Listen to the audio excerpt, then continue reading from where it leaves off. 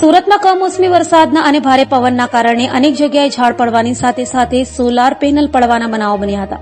અડાજણમાં સોસાયટીના મકાન પર લગાયેલા સોલાર પેનલ પડી જતા ભાગદોડ મચી ગઈ હતી.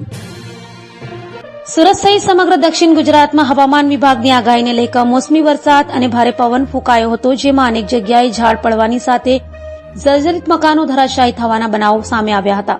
તો સાથે સોલાર પેનલ પડવાની ઘટના પણ બની હતી. સુરતમાં અડાજણ ખાતે આવેલ હનીપાર્ક રોડ પર અભિનવ સોસાયટીમાંથી એક સોલાર પેનલ ઉડીને મુક્તાનંદ સોસાયટીમાં પડી હતી, જ્યાં ગાડી પર સોલાર પડતા વાહનને પણ નુકસાન થયું હતું. જો કે સદનસીબે સોલાર પેનલ પડવાની ઘટનામાં કોઈ જાનહાનિ થઈ ન હતી.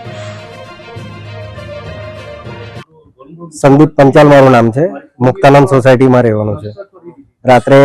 રાત્રે પોણા 2 ની આજુબાજુ એટલો મોટો અવાજ આવ્યો. પહેલા તો 4-5 મિનિટ તો પહેલા બહાર નીકળ્યા હતી, અને બહાર નીકળ્યા તો જોયું કે પાછળથી સોલાર પેનલો આવીને 500 મીટર દૂરથી આગળ અમારી ગાડીઓ પર, અમારા ટેરેસ પર એવી પડી છે, એવી ખતરનાક પડી છે કે બધાને ધ્રુજારી આવી જાય એવું છે.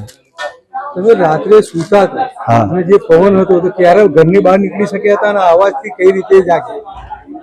રાત્રે પોણા 2 ની આજુબાજુ જે મોટો ધ્રાસકો પડ્યો છે ત્યારે પહેલા તો ઉઠીને પલંગમાં અવાજ જ સાંભળ્યો નથી, ધ્રુજારી આવી જાય એવો અવાજ હતો.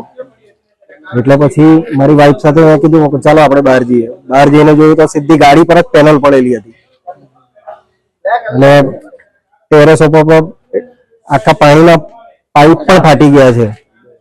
હા, અત્યારે જે માહોલ છે તો કેવું તમે અનુભવી રહ્યા છો? અહીંયા જે પેનલ પડી છે, બસ આ જો હવે એટલું બધું દુઃખ થાય છે, પણ હવે કુદરત સામે શું કરી શકીએ.